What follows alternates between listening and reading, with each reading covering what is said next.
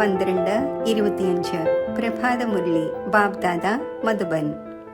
ബാബ പറയുന്നു, മധുരമായ കുട്ടികളെ, നിങ്ങൾക്ക് ഇപ്പോൾ ബാബയിലൂടെ ദിവ്യ ദൃഷ്ടി ലഭിച്ചിരിക്കുന്നു. ആ ദിവ്യ ദൃഷ്ടിയിലൂടെ തന്നെയാണ് നിങ്ങൾക്ക് ആത്മാവിനെയും പരമാത്മാവിനെയും കാണുവാൻ സാധിക്കുന്നത്. ചോദ്യം: ഡ്രാമയുടെ ഏതൊരു രഹസ്യം മനസ്സിലാക്കുന്നവർ ഏതൊരു നിർദ്ദേശം ആർക്കും നൽകുകയില്ല? ഉത്തരം: ഡ്രാമയിൽ എന്തെല്ലാം പാസ്റ്റായോ അത് വീണ്ടും ആക്യുറേറ്റായി റിപ്പീറ്റാകും എന്ന് ആരും മനസ്സിലാക്കുന്നുവോ അവർ ഒരിക്കലും ആർക്കും ഭക്തി ഉപേക്ഷിക്കുവാനുള്ള നിർദ്ദേശം നൽകില്ല. എപ്പോഴാണോ അവരുടെ ബുദ്ധിയിൽ ജ്ഞാനം നല്ല രീതിയിൽ ഇരിക്കുന്നത്, അപ്പോൾ ഞാൻ ആത്മാവാണ്, എനിക്ക് പരിധിയില്ലാത്ത ബാബയിൽ നിന്നും സമ്പത്ത് നേടണം എന്ന് മനസ്സിലാക്കും. എപ്പോഴാണോ പരിധിയില്ലാത്ത ബാബയുടെ തിരിച്ചറിവ് ഉണ്ടാകുന്നത്, അപ്പോൾ പരിധിയുള്ള കാര്യങ്ങൾ സ്വതവേ ഇല്ലാതായിക്കൊള്ളും. ഓം ശാന്തി. തൻ്റെ ആത്മാവിൻ്റെ സ്വധർമ്മത്തിൽ ഇരിക്കുകയാണോ? ആത്മീയ അച്ഛൻ ആത്മീയ കുട്ടികളോട് ചോദിക്കുന്നു. കാരണം കുട്ടികൾക്ക് ഇതറിയാം, ഒരേ ഒരു പരിധിയില്ലാത്ത പിതാവാണുള്ളത്. ആ ഒന്നിനെ റൂഹ് അഥവാ ആത്മാവെന്നും പറയുന്നു. കേവലം ആ ഒന്നിനെ സുപ്രീം എന്ന് പറയുന്നു. സുപ്രീം ആത്മാവ് അല്ലെങ്കിൽ പരമാത്മാവ് എന്ന് പറയുന്നു. പരമാത്മാവ് തീർച്ചയായും ഉണ്ട്. പരമാത്മാവേ ഇല്ല എന്ന് പറയുകയില്ല. പരമ ആത്മാവ്, അതായത് പരമാത്മാവ്, ഇതും മനസ്സിലാക്കിച്ചു തന്നിട്ടുണ്ട്. കുഴങ്ങിപ്പോകരുത്. കാരണം 5000 വർഷം മുമ്പും ഈ ജ്ഞാനം നിങ്ങൾ കേട്ടിരുന്നു. ആത്മാവ് തന്നെയാണല്ലോ കേൾക്കുന്നത്. ആത്മാവ് വളരെ ചെറുതും സൂക്ഷ്മവുമാണ്. ഇത്രയേ ഉള്ളൂ, അതിനെ ഈ കണ്ണുകളിലൂടെ കാണുവാൻ സാധിക്കില്ല. ആത്മാവിനെ ഈ കണ്ണുകൾ കൊണ്ട് കണ്ടിട്ടുള്ള ഒരു മനുഷ്യനും ഉണ്ടാകില്ല. കാണുവാൻ കഴിയും, പക്ഷേ ദിവ്യ ദൃഷ്ടിയിലൂടെ, അതും ഡ്രാമ പ്ലാൻ അനുസരിച്ച്. ശരി, മറ്റേതെങ്കിലും വസ്തു കാണപ്പെടുന്നത് പോലെ ആത്മാവിൻ്റെ സാക്ഷാത്കാരം ആർക്കെങ്കിലും ഉണ്ടാകുന്നു എന്ന് വിചാരിക്കൂ. ഭക്തി മാർഗത്തിലും എന്തെങ്കിലും സാക്ഷാത്കാരങ്ങൾ ഉണ്ടാകുന്നുവെങ്കിൽ അത് ഈ കണ്ണുകളിലൂടെ തന്നെയാണ്. ആ ദിവ്യ ദൃഷ്ടി ലഭിക്കുന്നു. അതിലൂടെയാണ് ചൈതന്യത്തിൽ കാണുന്നത്. ആത്മാവിന് ജ്ഞാന ചക്ഷുസ് ലഭിക്കുന്നു. അതിലൂടെ കാണുവാൻ സാധിക്കുന്നു. പക്ഷേ ധ്യാനത്തിലാണ്. ഭക്തി മാർഗത്തിൽ വളരെയധികം ഭക്തി ചെയ്യുന്നു. അപ്പോൾ സാക്ഷാത്കാരം ഉണ്ടാകുന്നു. മീരയ്ക്ക് സാക്ഷാത്കാരം ഉണ്ടായതുപോലെ ഡാൻസ് ചെയ്യുമായിരുന്നു. വൈകുണ്ഠമൊന്നും ഉണ്ടായിരുന്നില്ല. 500-600 വർഷം ആയി കാണും. ആ സമയം വൈകുണ്ഠം ഉണ്ടായിരുന്നില്ല. എന്താണോ പാസ്റ്റ് ആയത് അത് ദിവ്യ ദൃഷ്ടിയിലൂടെ കാണും. എപ്പോഴാണോ വളരെയധികം ഭക്തി ചെയ്ത് പൂർണ്ണമായും ഭക്തിമയമാകുന്നത്, അപ്പോൾ ദർശനമുണ്ടാകുന്നു. എന്നാൽ അതിലൂടെ മുക്തി ലഭിക്കുന്നില്ല. മുക്തിയുടെയും ജീവൻ മുക്തിയുടെയും വഴി ഭക്തിയിൽ നിന്നും തികച്ചും വ്യത്യസ്തമാണ്. ഭാരതത്തിൽ എത്ര അനേകം ക്ഷേത്രങ്ങളുണ്ട്. ശിവന്റെ ലിംഗവും വയ്ക്കുന്നു, വലിയ ലിംഗവും വയ്ക്കുന്നു, ചെറുതും വയ്ക്കുന്നു. ഇപ്പോൾ കുട്ടികൾ അറിയുന്നുണ്ട്, എങ്ങനെയാണോ ആത്മാവ് അതുപോലെയാണ് പരംപിത പരമാത്മാവ്.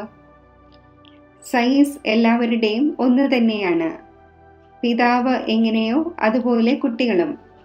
ആത്മാക്കളെല്ലാം സഹോദരങ്ങളാണ്. ആത്മാക്കൾ ഈ ശരീരത്തിൽ വരുന്നു പാർട്ട് അഭിനയിക്കുവാൻ. ഇത് മനസ്സിലാക്കേണ്ട കാര്യങ്ങളാണ്. ഇത് ഭക്തിമാർഗത്തിലെ കെട്ടുകഥകളൊന്നുമല്ല. ജ്ഞാനമാർഗത്തിലെ കാര്യങ്ങൾ കേവലം ഒരേ ഒരു ബാബയാണ് മനസ്സിലാക്കിച്ചു തരുന്നത്. ഏറ്റവും ആദ്യത്തേതാണ്. മനസ്സിലാക്കിച്ചു തരുന്ന പരിധിയില്ലാത്ത ബാബ നിരാകാരൻ തന്നെയാണ്.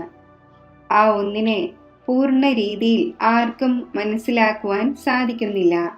ആ ഒന്ന് സർവവ്യാപിയാണ് എന്ന് പറയുന്നു. ഇത് ശരിയായത് ഒന്നല്ല. ബാബയെ വിളിക്കുന്നുണ്ട്, വളരെ സ്നേഹത്തോടെ വിളിക്കുന്നു. പറയുന്നു, ബാബ, അങ്ങ് എപ്പോൾ വരുമോ അപ്പോൾ അങ്ങിൽ നമ്മൾ അർപ്പണമാകും. എൻ്റേത് താങ്കളാണ്, രണ്ടാമതാരുമില്ല. അപ്പോൾ തീർച്ചയായും ആ ഒന്നിനെ ഓർമ്മിക്കേണ്ടി വരും. ആ ഒന്ന് സ്വയവും പറയുന്നു, ഹേ കുട്ടികളെ, ആത്മാക്കളോട് തന്നെയാണ് സംസാരിക്കുന്നത്. ഇതിനെ ആത്മീയ നോളജ് എന്ന് പറയുന്നു. ആത്മാവും പരമാത്മാവും വളരെ കാലം വേർപിരിഞ്ഞിരുന്നു എന്ന് പാടപ്പെടുകയും ചെയ്യുന്നു. ഈ കണക്കും പറഞ്ഞു തന്നിട്ടുണ്ട്. വളരെ കാലമായി ആത്മാക്കളായ നിങ്ങൾ വേർപിരിഞ്ഞിരിക്കുന്നു. അവർ തന്നെയാണ് പിന്നെ ഈ സമയം ബാബയുടെ അടുക്കൽ വന്നിരിക്കുന്നത്, വീണ്ടും തൻ്റെ രാജയോഗം പഠിക്കുന്നതിന് വേണ്ടി. ഈ ടീച്ചർ സെർവൻ്റ് ആണ്. ടീച്ചർ എല്ലായ്പ്പോഴും ഒബീഡിയൻസ് സെർവൻ്റ് ആയിരിക്കും. ബാബയും പറയുന്നു, ഞാൻ എല്ലാ കുട്ടികളുടെയും സെർവൻ്റാണ്. നിങ്ങൾ എത്ര അധികാരത്തോടാണ് വിളിക്കുന്നത്, ഹേ പതീത പാവന, വന്ന് നമ്മെ പാവനമാക്കി മാറ്റൂ. എല്ലാവരും ഭക്തരാണ്.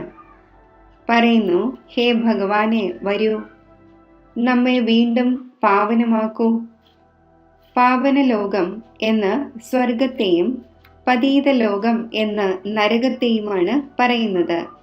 ഇതെല്ലാം മനസ്സിലാക്കേണ്ട കാര്യങ്ങളാണ്. ഇത് കോളേജ് അഥവാ ഗോഡ് ഫാദർലി വേൾഡ് യൂണിവേഴ്സിറ്റിയാണ്. ഇതിൻ്റെ എയിം ഓബ്ജക്റ്റ് മനുഷ്യനിൽ നിന്നും ദേവതയാവുക എന്നതാണ്. കുട്ടികൾ നിശ്ചയം ഉറപ്പിക്കുന്നു, നമുക്ക് ഇത് ആകേണ്ടതുണ്ട്. ആർക്കാണോ നിശ്ചയമേ ഇല്ലാത്തത് അവർ സ്കൂളിലിരിക്കുമോ? എയിം ഓബ്ജക്റ്റ് ബുദ്ധിയിലുണ്ട്, നമ്മൾ ബാരിസ്റ്റർ അഥവാ ഡോക്ടറാകും എന്ന്. അപ്പോൾ പഠിക്കുമല്ലോ. നിശ്ചയമില്ല എങ്കിൽ വരികയേയില്ല. നിങ്ങൾക്ക് നിശ്ചയമുണ്ട്, നമ്മൾ മനുഷ്യനിൽ നിന്നും ദേവത അഥവാ നരനിൽ നിന്നും നാരായണനാകുന്നു. ഇതും സത്യസത്യമായ സത്യ നരനിൽ നിന്നും നാരായണനാകുന്നതിൻ്റെ കഥയാണ്. വാസ്തവത്തിൽ ഇത് പഠനമാണ്. എന്നാൽ ഇതിനെ കഥ എന്ന് എന്തുകൊണ്ട് പറയുന്നു? കാരണം 5000 വർഷം മുമ്പും കേട്ടിട്ടുണ്ടായിരുന്നു. പാസ്റ്റായി കഴിഞ്ഞു. പാസ്റ്റിനെ കഥ എന്നാണ് പറയുന്നത്. ഇതാണ് നരനിൽ നിന്നും നാരായണനാകുന്നതിൻ്റെ ശിക്ഷണം. കുട്ടികൾ ഹൃദയപൂർവ്വം മനസ്സിലാക്കുന്നു, പുതിയ ലോകത്തിൽ ദേവതമാരും പഴയ ലോകത്തിൽ മനുഷ്യരുമാണ് വസിക്കുന്നത്. ദേവതമാരിൽ എന്ത് ഗുണങ്ങളാണ് ഉള്ളത്, അത് മനുഷ്യരിലില്ല. അതിനാൽ അവരെ ദേവത എന്ന് പറയുന്നു. മനുഷ്യർ ദേവതമാരുടെ മുന്നിൽ നമിക്കുന്നു, താങ്കൾ സർവഗുണ സമ്പന്നമാണ് എന്ന്. പിന്നെ സ്വയം തന്നെക്കുറിച്ച് പറയുന്നു, നമ്മൾ പാപിയും താഴ്ന്നവരുമാണ് എന്ന്. മനുഷ്യർ തന്നെയാണ് പറയുന്നത്, ദേവതമാരെ കുറിച്ച് പറയില്ല. ദേവതമാരുണ്ടായിരുന്നത് സത്യയുഗത്തിലാണ്, കലിയുഗത്തിൽ ഉണ്ടാവുക സാധ്യമല്ല. എന്നാൽ ഇക്കാലത്ത് എല്ലാവരെയും ശ്രീ ശ്രീ എന്ന് പറയുന്നു. ശ്രീ എന്നാൽ ശ്രേഷ്ഠം. സർവശ്രേഷ്ഠം ഭഗവാന് തന്നെയാണ് ആക്കുവാൻ സാധിക്കുന്നത്. ശ്രേഷ്ഠ ദേവത സത്യയുഗത്തിലാണ് ഉണ്ടായിരുന്നത്. ഈ സമയം ഒരു മനുഷ്യനും ശ്രേഷ്ഠമല്ല. കുട്ടികളായ നിങ്ങൾ ഇപ്പോൾ പരിധിയില്ലാത്ത സന്യാസം ചെയ്യുന്നു. നിങ്ങൾക്കറിയാം, ഈ പഴയ ലോകം സമാപ്തമാകാൻ പോകുന്നു. അതിനാൽ ഇവയെല്ലാത്തിനോടും വൈരാഗ്യമുണ്ട്. അതാകട്ടെ ഹഠയോഗി സന്യാസിയാണ്. വീട്ടുകാര്യങ്ങൾ ഉപേക്ഷിച്ച് ഇറങ്ങി, പിന്നെ വന്ന് കൊട്ടാരങ്ങളിൽ ഇരിക്കുന്നു. അല്ലായിരുന്നുവെങ്കിൽ കുടിലിൽ യാതൊരു ചിലവും ഉണ്ടായിരുന്നില്ല, ഒന്നും തന്നെ ഇല്ല. ഏകാന്തതയ്ക്ക് വേണ്ടി കുടിലിലാണ് ഇരിക്കേണ്ടത്, അല്ലാതെ കൊട്ടാരങ്ങളിലല്ല. ബാബയുടെയും കുടിൽ ഉണ്ടായിരിക്കുന്നു.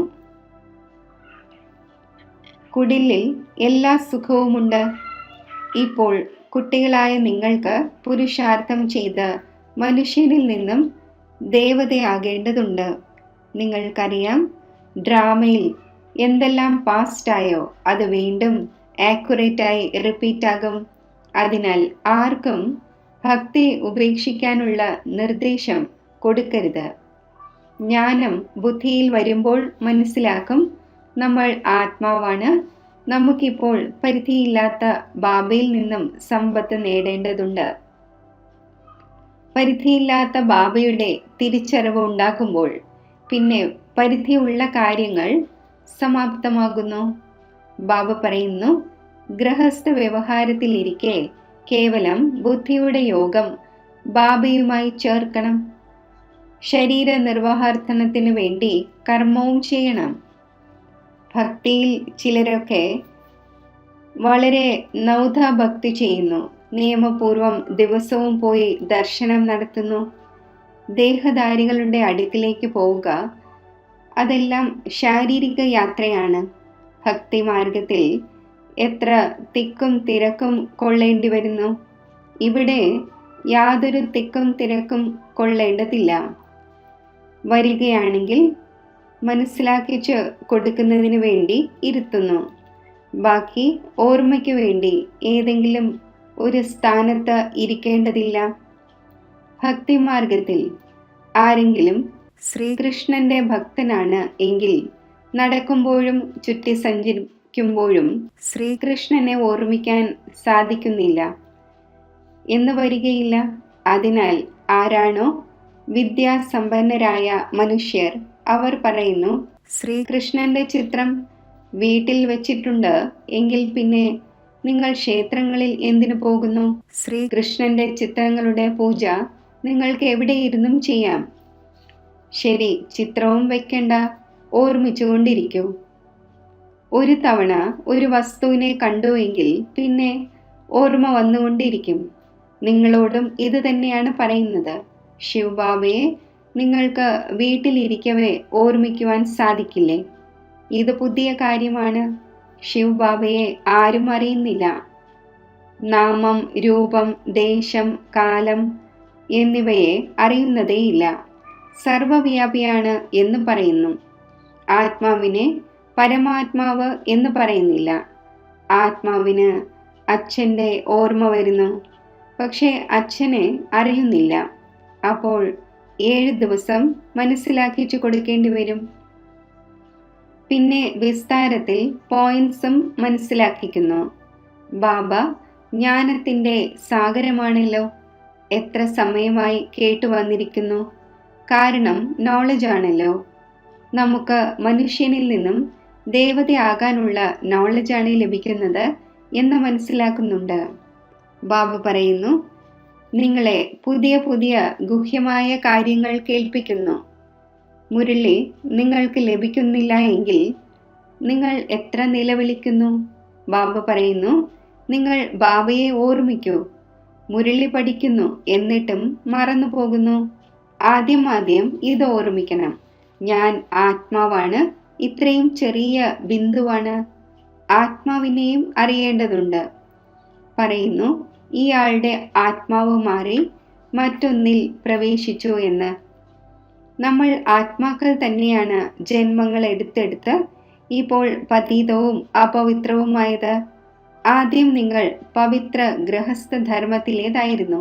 ലക്ഷ്മിയും നാരായണനും 2 പേരും പവിത്രമായിരുന്നു. പിന്നെ 2 പേരും അപവിത്രമായി. വീണ്ടും 2 പേരും പവിത്രമാകുന്നു. അപ്പോൾ അപവിത്രത്തിൽ നിന്നും പവിത്രമായതാണോ അതോ പവിത്ര ജന്മമെടുത്തതാണോ? ബാബ ഇരുന്ന് മനസ്സിലാക്കിച്ചു തരുന്നു. എങ്ങനെ നിങ്ങൾ പവിത്രമായിരുന്നു, പിന്നെ വാമമാർഗത്തിൽ പോകുന്നതിലൂടെ അപവിത്രമായി. പൂജാരിയെ അപവിത്രമെന്നും പൂജ്യരെ പവിത്രമെന്നും പറയും. മുഴുവൻ വേൾഡിൻ്റെയും ഹിസ്റ്ററിയും ജോഗ്രഫിയും നിങ്ങളുടെ ബുദ്ധിയിലുണ്ട്. ആരെല്ലാമാണ് രാജ്യം ഭരിച്ചിരുന്നത്? എങ്ങനെയാണ് അവർക്ക് രാജ്യം ലഭിച്ചത്? ഇത് നിങ്ങൾ അറിയുന്നു. ഇതറിയുന്ന മറ്റാരുമില്ല. നിങ്ങളുടെ അടുക്കലും മുൻപ് രചയിതാവിൻ്റെയും രചനയുടെ ആദ്യ മധ്യ അന്ത്യത്തിൻ്റെയും ഈ നോളജ് ഉണ്ടായിരുന്നില്ല. അപ്പോൾ നാസ്തികരായിരുന്നു? അറിയാമായിരുന്നില്ല. നാസ്തികരാകുന്നതിലൂടെ എത്ര ദുഃഖിതരായി മാറുന്നു. ഇപ്പോൾ നിങ്ങൾ ഇവിടെ വന്നിരിക്കുന്നു ഈ ദേവതയാകുന്നതിനു വേണ്ടി. അവിടെ എത്ര സുഖമുണ്ടായിരിക്കും. ദൈവിക ഗുണങ്ങളും ഇവിടെ ധാരണ ചെയ്യേണ്ടതുണ്ട്. പ്രജാപിത ബ്രഹ്മാവിൻ്റെ സന്താനങ്ങൾ സഹോദരി സഹോദരന്മാരായല്ലോ. ക്രിമിനൽ ദൃഷ്ടി ഉണ്ടാകുവാൻ പാടില്ല. ഇതിലാണ് പ്രയത്നമുള്ളത്. കണ്ണുകൾ വളരെയധികം ക്രിമിനലാണ്. എല്ലാ അംഗങ്ങളെക്കാൾ ക്രിമിനലായത് കണ്ണുകളാണ്. പകുതി കൽപ്പം ക്രിമിനലും പകുതി കൽപ്പം സിവിലും ആയിരിക്കുന്നു. സത്യയുഗത്തിൽ ക്രിമിനൽ ആയിരിക്കുന്നില്ല. കണ്ണുകൾ ക്രിമിനലാണ് എങ്കിൽ അസുരൻ എന്ന് പറയുന്നു. ബാബ സ്വയം പറയുന്നു, ഞാൻ പതീത ലോകത്തിലാണ് വരുന്നത്. ആരാണോ പതീതമായിരിക്കുന്നത് അവരെ തന്നെയാണ് പാവനമാക്കേണ്ടത്. ഇദ്ദേഹം സ്വയം ഭഗവാനാണ് എന്ന് പറയുന്നതായി മനുഷ്യർ പറയുന്നു. വൃക്ഷത്തിൽ നോക്കൂ, പൂർണ്ണമായും തമോപ്രധാന ലോകത്തിൻ്റെ അന്തിമത്തിൽ നിൽക്കുന്നു. ആ ഒന്ന് തന്നെ പിന്നെ തപസ് ചെയ്തുകൊണ്ടിരിക്കുന്നു. സത്യയുഗം മുതൽ ലക്ഷ്മി നാരായണന്റെ ഡിനാസ്റ്റി നടക്കുന്നു. സംവത്സരവും ഈ ലക്ഷ്മി നാരായണൻ മുതലാണ് കണക്കാക്കപ്പെടുന്നത്. അതിനാൽ ബാബ പറയുന്നു, ലക്ഷ്മി നാരായണന്റെ രാജ്യം കാണിക്കുമ്പോൾ എഴുതൂ, ഇവർക്ക് 1250 വർഷത്തിനു ശേഷം ത്രേതയാണ്. ശാസ്ത്രങ്ങളിൽ പിന്നെ ലക്ഷക്കണക്കിന് വർഷം എന്നെഴുതിയിരിക്കുന്നു. രാവും പകലും പോലെയുള്ള വ്യത്യാസമായല്ലോ. ബ്രഹ്മാവിൻ്റെ രാത്രി പകുതി കൽപ്പം, ബ്രഹ്മാവിൻ്റെ പകൽ പകുതി കൽപ്പം. ഈ കാര്യങ്ങൾ ബാബ തന്നെയാണ് മനസ്സിലാക്കിച്ചു തരുന്നത്. വീണ്ടും പറയുന്നു, മധുരമായ കുട്ടികളെ, സ്വയം ആത്മാവാണ് എന്ന് മനസ്സിലാക്കൂ. ബാബയെ ഓർമ്മിക്കൂ. ആ ഒന്നിനെ ഓർമ്മിച്ച് നിങ്ങൾ പാവനമായി മാറും. പിന്നെ അന്തമതി സോഗതി ഉണ്ടാകും. ഇവിടെ ഇരിക്കൂ എന്ന് ബാബ പറയുന്നില്ല. സർവീസബിളായ കുട്ടികളെ ഇരുത്തുകയില്ല. സെന്റേഴ്സും മ്യൂസിയവും മറ്റും തുറന്നുകൊണ്ടിരിക്കുന്നു. എത്ര പേർക്കാണ് ക്ഷണം നൽകുന്നത്? വന്ന് ഗോഡ്ലി ബർത്ത് റൈറ്റായ വിശ്വത്തിൻ്റെ ചക്രവർത്തി പദം നേടൂ.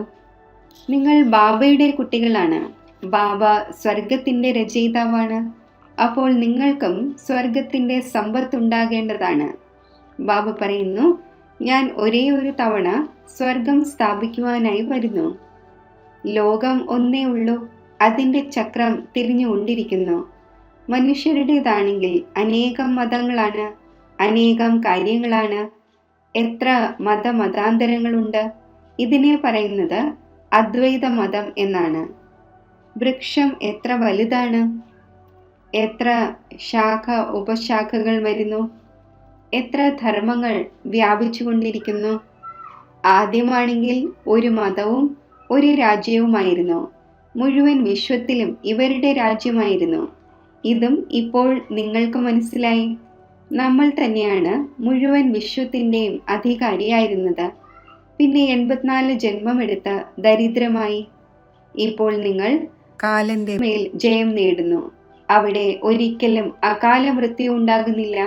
ഇവിടെയാണെങ്കിൽ നോക്കൂ, ഇരുന്നിരുന്ന് അകാല മൃത്യു ഉണ്ടായിക്കൊണ്ടിരിക്കുന്നു. 4 ഭാഗത്തും മൃത്യു തന്നെ മൃത്യുവാണ്. അവിടെ ഇങ്ങനെ ഉണ്ടാകുന്നില്ല. മുഴുവൻ ആയുസ് വരെയും ജീവിതം തുടരുന്നു. ഭാരതത്തിൽ പ്യൂരിറ്റി, പീസ്, പ്രോസ്പെറിറ്റി ഉണ്ടായിരുന്നു. 150 വർഷം ആവറേജ് ആയുസ് ഉണ്ടായിരുന്നു. ഇപ്പോൾ എത്ര ആയുസ്സാണ് ഉണ്ടായിരിക്കുന്നത്? ഈശ്വരൻ നിങ്ങളെ യോഗം പഠിപ്പിച്ചു. അപ്പോൾ നിങ്ങളെ യോഗേശ്വർ എന്ന് പറയുന്നു. അവിടെ പറയുകയില്ല. ഈ സമയം നിങ്ങൾ യോഗേശ്വരനാണ്. നിങ്ങളെ ഈശ്വരൻ രാജയോഗം പഠിപ്പിച്ചുകൊണ്ടിരിക്കുന്നു. പിന്നെ രാജരാജേശ്വരനാകണം. ഇപ്പോൾ നിങ്ങൾ ജ്ഞാനേശ്വരനാണ്. പിന്നെ രാജേശ്വർ, അതായത് രാജാക്കന്മാരുടെ രാജാവാകും. ശരി, മധുരമധുരമായ സിക്കിലതെ കുട്ടികൾക്ക് മാതാവും പിതാവുമായ ബാബ് ദാദയുടെ സ്നേഹസ്മരണകൾ. Good morning. ആത്മീയ അച്ഛൻ്റെ ആത്മീയ കുട്ടികൾക്ക് നമസ്തേ. ധാരണയ്ക്കുള്ള മുഖ്യസാരം: കണ്ണുകളെ സിവിൽ ആക്കുന്നതിനുള്ള പ്രയത്നം ചെയ്യണം. ബുദ്ധിയിൽ സദാ ഉണ്ടായിരിക്കണം, നമ്മൾ പ്രജാപിത ബ്രഹ്മാവിൻ്റെ കുട്ടികൾ, സഹോദരി സഹോദരന്മാരാണ്. ക്രിമിനൽ ദൃഷ്ടി വയ്ക്കുവാൻ കഴിയില്ല. ശരീര നിർവഹണാർത്ഥം കർമ്മം ചെയ്യുമ്പോഴും ബുദ്ധിയുടെ യോഗം ഒരു ബാബയിൽ ചേർക്കണം. പരിധിയുള്ള സർവ കാര്യങ്ങളും ഉപേക്ഷിച്ച് പരിധിയില്ലാത്ത ബാബയെ ഓർമ്മിക്കണം. പരിധിയില്ലാത്ത സന്യാസിയാകണം. വരദാനം: ബാബ എന്ന വാക്കിൻ്റെ സ്മൃതിയിലൂടെ കാരണത്തെ നിവാരണത്തിലേക്ക് പരിവർത്തനപ്പെടുത്തുന്ന സദാ അചഞ്ചലവും ഇളകാത്തവരുമായി ഭവിക്കട്ടെ. ഏതൊരു പരിതസ്ഥിതിയും ചഞ്ചലതയുടേതായിക്കൊള്ളട്ടെ, എന്നാൽ ബാബ എന്ന് പറഞ്ഞു അചഞ്ചലമായി. എപ്പോഴാണോ പരിതസ്ഥിതികളുടെ ചിന്തനത്തിലേക്ക് പോകുന്നത്, അപ്പോൾ പ്രയാസത്തിൻ്റെ അനുഭവം ഉണ്ടാകുന്നു. അഥവാ കാരണത്തിന് പകരം നിവാരണത്തിലേക്ക് പോകുമെങ്കിൽ കാരണം തന്നെ നിവാരണമായി മാറും. കാരണം മാസ്റ്റർ സർവശക്തിവാനായ ബ്രാഹ്മണരുടെ മുന്നിൽ പരിതസ്ഥിതികൾ ഉറുമ്പിന് സമാനം പോലും അല്ല. കേവലം എന്ത് സംഭവിച്ചു, എന്തുകൊണ്ട് സംഭവിച്ചു എന്ന് ചിന്തിക്കുന്നതിന് പകരം എന്ത് സംഭവിച്ചുവോ അതിൽ മംഗളം അടങ്ങിയിരിക്കുന്നു, സേവനം അടങ്ങിയിരിക്കുന്നു. രൂപം സർക്കംസ്റ്റൻസിൻ്റേതായിരുന്നാലും അടങ്ങിയിരിക്കുന്നത് സേവനമാണ്. ഈ രൂപത്തിലൂടെ നോക്കുമെങ്കിൽ സദാ അചഞ്ചലവും ഇളകാത്തവരുമായി ഇരിക്കും. സ്ലോഗൻ: ഒരു ബാബയുടെ പ്രഭാവത്തിൽ ഇരിക്കുന്നവർ ഏതൊരു ആത്മാവിൻ്റെയും പ്രഭാവത്തിൽ വരിക സാധ്യമല്ല. അവ്യക്ത സൂചന: ഇപ്പോൾ സമ്പന്നവും കർമാതീതവും ആകുന്നതിൻ്റെ ഈണം മുഴക്കൂ. കർമാതീത സ്ഥിതി പ്രാപ്തമാക്കുന്നതിനായി സദാ സാക്ഷിയായി കാര്യങ്ങൾ ചെയ്യൂ. സാക്ഷി എന്നാൽ സദാ വേറിട്ടതും പ്രിയപ്പെട്ടതുമായ സ്ഥിതിയിൽ ഇരുന്ന് കർമ്മം ചെയ്യുന്ന അലൗകിക ആത്മാവാണ്. അലൗകിക അനുഭൂതി ചെയ്യുന്നവരും അലൗകിക ജീവിതവും ശ്രേഷ്ഠ ജീവിതവും ഉള്ള ആത്മാവാണ് എന്ന ലഹരി ഉണ്ടായിരിക്കുക. കർമ്മം ചെയ്യുമ്പോഴും ഈ അഭ്യാസം വർദ്ധിപ്പിച്ചുകൊണ്ടിരിക്കൂ. അപ്പോൾ കർമാതീത സ്ഥിതി പ്രാപ്തമാക്കും. ഓം ശാന്തി.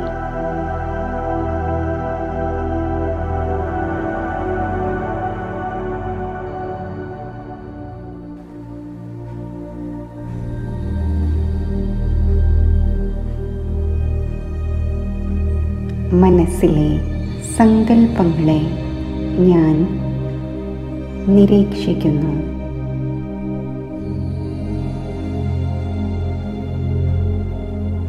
എൻ്റെ സങ്കല്പങ്ങളെ നിരീക്ഷിക്കുമ്പോൾ സങ്കല്പങ്ങളുടെ വേഗത സാവധാനത്തിൽ ആകുന്നു. സദ്വിവേകത്തെ ഉണർത്തി സൂക്ഷ്മമായ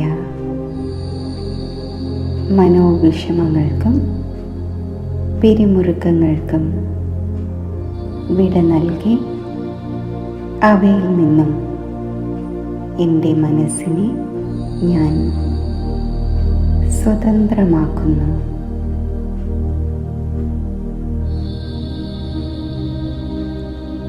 വിപരീത സാഹചര്യങ്ങളെയും വിഘ്നങ്ങളെയും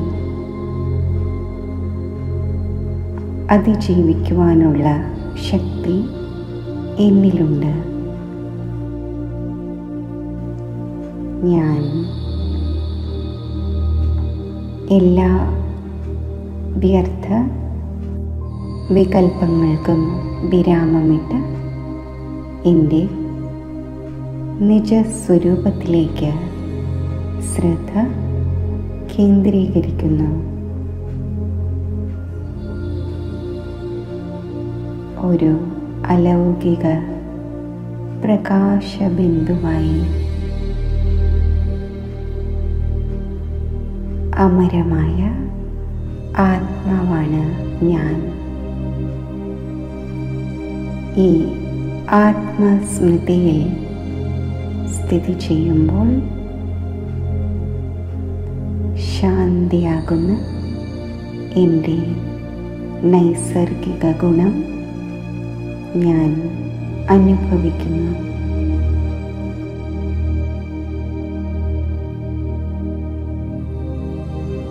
എന്നിൽ നിന്നും ശാന്തിയുടെ പ്രകാശബീജകൾ നാനാ ദിശകളിലേക്കും വ്യാപിക്കുന്നു. ഈ സ്ഥിതിയിലിരുന്ന് ദേഹത്തിൽ നിന്നും ദേഹത്തിൻ്റെ ലോകത്തിൽ നിന്നും ബുദ്ധിയുടെ ബന്ധം വേർപെടുത്തി പരമധാമം ആകുന്ന ആത്മഗ്രഹത്തിലേക്ക് സങ്കല്പത്തിലൂടെ യാത്ര ചെയ്യുന്നു. സർവത്ര ശാന്തതയും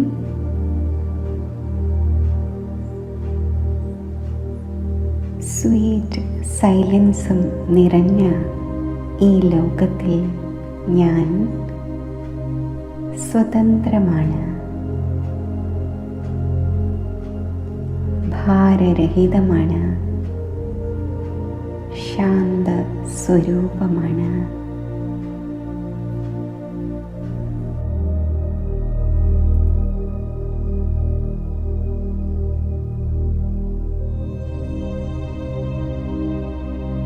നിശബ്ദതയുടെ ഈ ധാമത്തിൽ സ്ഥിതി ചെയ്യുമ്പോൾ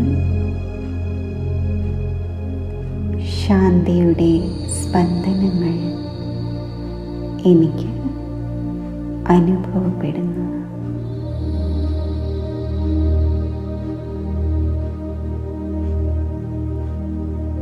ആ ദിവ്യമായ ശാന്തിയുടെ സ്രോതസ്സായ ശിവപരമാത്മാവിൻ്റെ സമീപം സ്ഥിതി ചെയ്യുന്നു.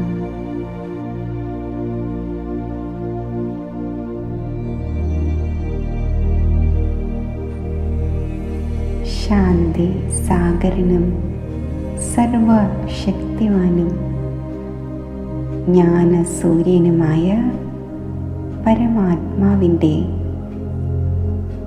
ഈ ശ്രേഷ്ഠ സംഘത്തിൽ സ്ഥിതി ചെയ്യുമ്പോൾ ശാന്തിയുടെയും ശക്തിയുടെയും ആത്മീയ ഊർജം എന്നിൽ നിറയുന്നു. പരമാത്മാവിൽ നിന്നും പ്രസരിക്കുന്ന ശക്തിശാലി സ്പന്ദനങ്ങൾ മനസ്സിനെയും ബുദ്ധിയെയും പ്രകാശമാനമാക്കുന്നു.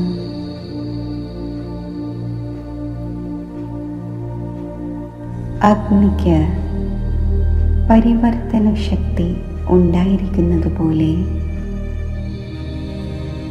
ഈ പരമാത്മാ പ്രകാശം എന്നിലെ പരിമിതമായ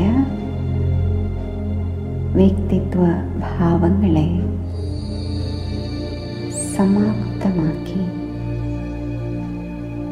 അപരിമിതമായ അലൗകിക വ്യക്തിത്വം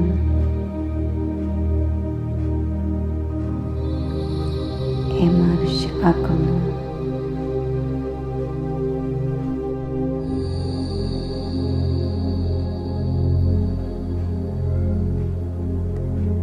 ശാന്തിയുടെയും ശക്തിയുടെയും അലൗകിക ഈശ്വരീയ അനുഭവങ്ങളാൽ